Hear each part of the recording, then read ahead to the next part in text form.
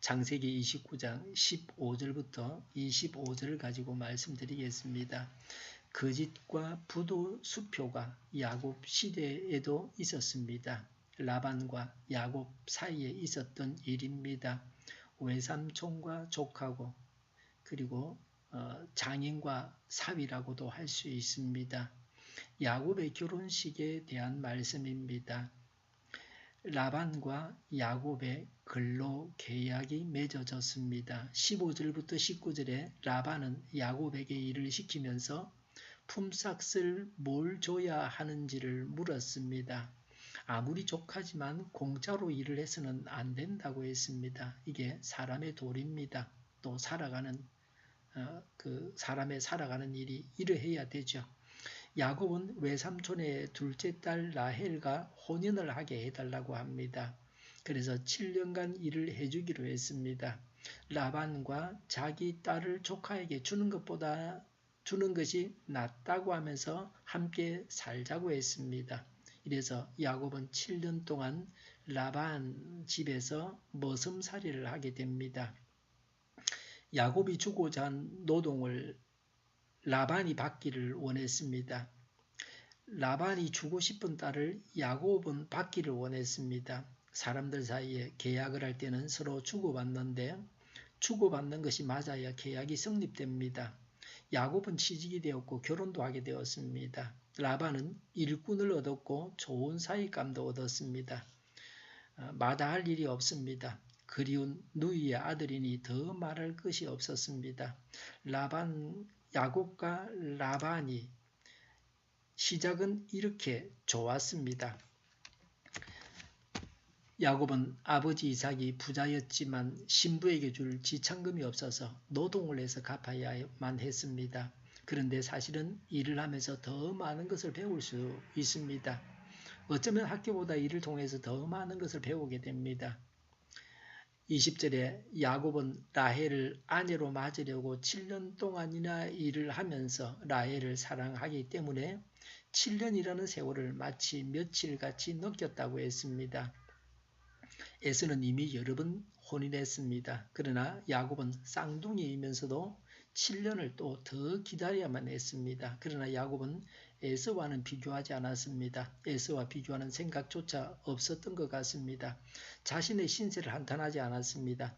사랑하기 때문에 위에서 일하고 수고하는 것이 힘이 들지 않습니다. 어머니가 아기를 사랑하기 때문에 아기를 위해서 하는 수고가 힘이 들지 않습니다. 7년이 며칠같이 여겨졌다고 했습니다. 실제와 느끼는 바는 다릅니다. 며칠이 몇 년같이 여겨질 때가 있고 몇 년이 며칠같이 여겨질 때도 있습니다.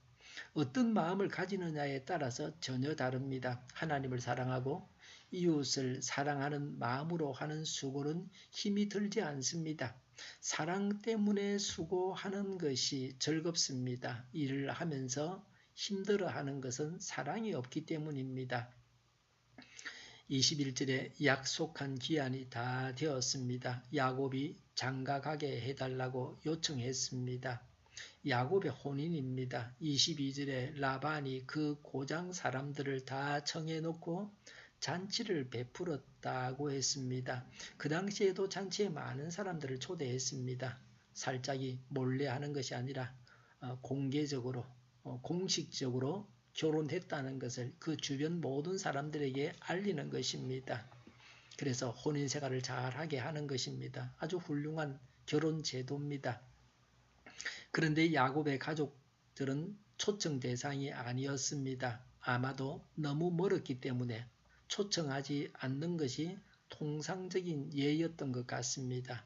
오갈 수 있는 거리가 아니다. 그 당시로 봐서는요. 야곱의 부모님이 연로했기 때문에 먼 길을 여행하는 것도 불가능했을 것입니다. 그 당시는 서로 왕래할 수 있는 거리가 아니었습니다. 야곱의 가족을 초청하려고 하면 결혼식 일정도 미리 한 1년 전에 잡든지 이래야 될 것입니다. 일이 복잡해지게 되죠. 23절에 라반은 큰딸 레아를 데려다가 신방으로 들여보냈는데 야곱은 그것도 모르고 레아와 동침하였다고 했습니다. 야곱은 신부가 바뀐 것도 몰랐습니다. 그 이유는 여러 가지로 추정할 수 있습니다. 23절에 밤이 되었을 때에 그랬습니다.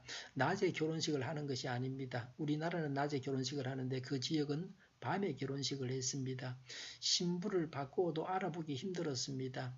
외삼촌이 이런 일로 자기를 속인다고 생각하지도 못했습니다. 야곱이 아버지와 형을 속인 것처럼 라반도 자신을 속일 것이라고 생각하지 않았습니다. 자기 같은 사람이 자기뿐인 줄 야곱은 알았습니다. 형제 사이에는 비슷합니다. 목소리도 구별하기 힘이 듭니다. 저는 두 딸이 있는데 딸이 전화를 걸어오면 누구인지 음성으로는 구별을 못합니다. 일의 정황이나 이런 걸 봐서 말하는 걸 봐서 누구라는 걸 아는 거지 그 목소리로 구별을 못합니다. 그래서 물어보죠. 누구냐고. 얼굴 모양은 달라도 여러 면에서 비슷합니다. 제게는 누나가 세 분이 있었는데 누가 전화를 했다. 그래서 몇 번째 누나가 전화를 받았는데 딴 사람인 줄 알고 한참 이야기를 하더라는 거예요. 뭐 그런 일들이 허다하게 있습니다. 형제 사이에는 전화 음성 구별이 쉽지 않습니다. 야곱은 순진한 수총각이었습니다. 그래서 첫날 밤에 어리둥절했을 것입니다. 또 야곱이 술에 취했습니다. 결혼식을 한다고. 그리고 그 지역은 신부가 얼굴을 감싸고 있어서 제대로 볼 수가 없었기 때문이기도 합니다. 24절에 라반은 여종 실바를 자기 딸 레아에게 몸종으로 주었다고 했습니다. 라반은 부자로서 딸을 시집 보낼 때에 몸종을 달려서 보냈습니다. 야곱이 7년간 일을 해야 했던 것은 이런 이유 때문이기도 합니다. 몸종까지 보내야 하니 신부 집에 신랑이 줘야 할 돈이 있게 마련이었습니다. 25절에 아침이 되어서 야곱이 눈을 떠보니 레아가 아닌가라고 했습니다. 첫날 밤에 육체 관계를 다 가지고 날이 새고 보니까 라헬의 언니 레아였습니다. 라헬은 첫날 밤에 뜬 눈으로 밤을 새웠을 것입니다. 자기가 결혼해야 하는데 사랑하는 사람을 언니에게 빼앗겼으니 상처가 컸을 것입니다. 레아의 입장에서는 자존심이 많이 상했을 것입니다. 야곱이 좋아서 신방에 들어갔지만 라헬을 사랑하고 있는 야곱과 첫날 밤을 보냈으니 자신의 신세를 한탄했을 것입니다. 요새 사람들이 볼 때는 하지 못할 짓을 라반이 했습니다. 속이지 말고 진실을 말해야 합니다. 지킬 수 있는 약속만을 해야 합니다. 기도하겠습니다. 속이지 말고 진실을 말하고 지킬 수 있는 약속만 하게 하옵소서. 오늘도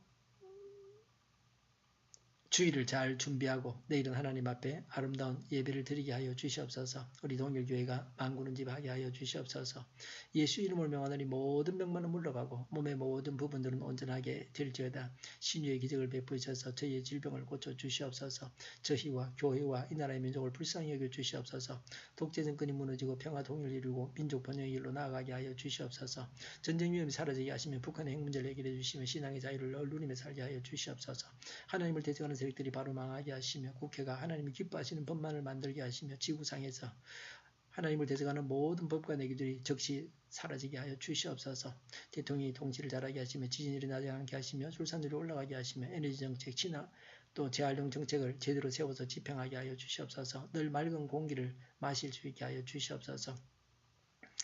지방선거도 하나님의 뜻대로 치룰 수 있게 하시고 부정한 일들이 없게 하여 주시옵소서. 오늘도 성령님을 따라서 차고 넘치는 삶, 복된 삶을 살게 하여 주시옵소서. 감사와 찬양을 주님께 돌려드리며 예수님의 이름으로 기도하옵나이다. 아멘.